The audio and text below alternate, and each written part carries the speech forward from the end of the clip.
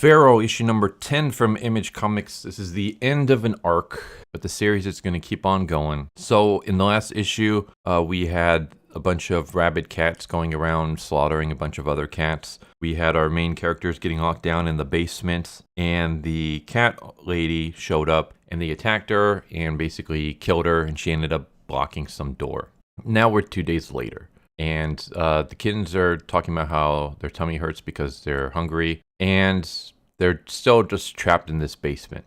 And in the last issue, I mentioned like how were they trapped because there was 3 ways for them to get out. This issue actually explains it, but I feel like they should have done a better job in the last issue. So basically, when the cat lady fell, she blocks the door that leads to the stairs that lead outside, basically the basement doors. Meanwhile, the staircase door that leads into the house has been shut and locked, which is weird because we didn't see it get shut. We saw the old lady coming in, and then she gets attacked as she trips down the stairs. Not once do we ever see the door getting closed. So how that happened, who knows? So yeah, we just see them surrounding the cat lady who's covered in her own urine. Chloe and Lord are trying to scratch the door open. They've been trying to do that for 2 days with no luck.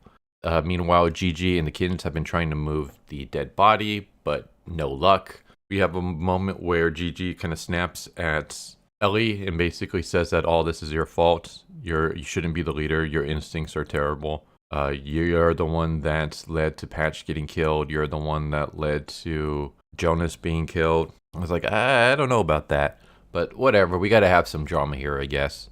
So yeah, Gigi's like, you don't get to make decisions anymore. I can't let you put my kids in danger. And that's when she decides we're going to eat this old lady. Maybe if we eat the lady, we'll be able to not starve to death. And also, as we eat her, we can get access to the door. Which then just is like, hasn't there been a whole thing about don't go near any of the other characters, like any other creatures that have the disease because it'll transmit it to you? This old lady clearly has the disease. So eating her does not seem like a good idea, but they all start eating her anyways. So they all start taking bites out of her. For some reason, they're not turning rabid, so I guess they're okay. I don't know, it's weird. I feel like the rules have already kind of set that if you eat something rabid, you're going to become rabid. If you get scratched or bit by something rabid, you're going to become rabid. But now they're eating a dead human and they're completely fine.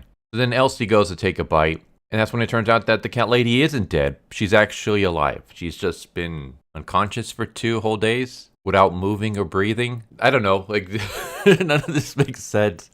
But she's alive, and she basically grabs all the cats and she throws them into cat cages. And she puts one of those cones around Ellie's head because Ellie was the one that bit her. Bad kitties get punished. So she takes them out through the house where they see that all the other cats have killed each other. And she puts them inside a car and she's going to go take them somewhere. Where she's going to take them, I have no idea. This feels kind of like... I'm not going to spoil the rest, but I will just say that the way that this issue ended, it feels like they got the characters into the car just for the sake of the plot, which is something that I never really care for. It just feels too much like a coincidence. Her driving these cats on the road leads to something that becomes a coincidence, which leads to something else that becomes a coincidence, which ends with something that kind of becomes a coincidence. So it feels like a series of coincidences to get to our cliffhanger. And I don't really care for that. I feel like that's kind of poor writing. But yeah, that's basically Feral issue number 10. Like I said, I'm not going to spoil the rest. I felt like this was kind of a weak issue to end on.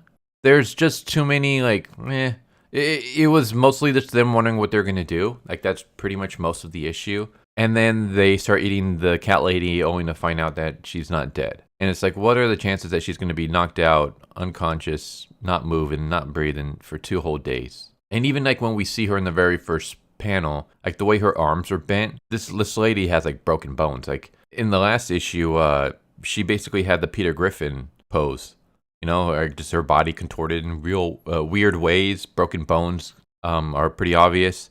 And then when she wakes up, she's completely fine. In fact, even the chunks that the cats took out of her don't seem to really be there. So it seems kind of weird. Artwork is fine, minus I guess the broken bones, the poses, and the chunks that should be there no longer being there.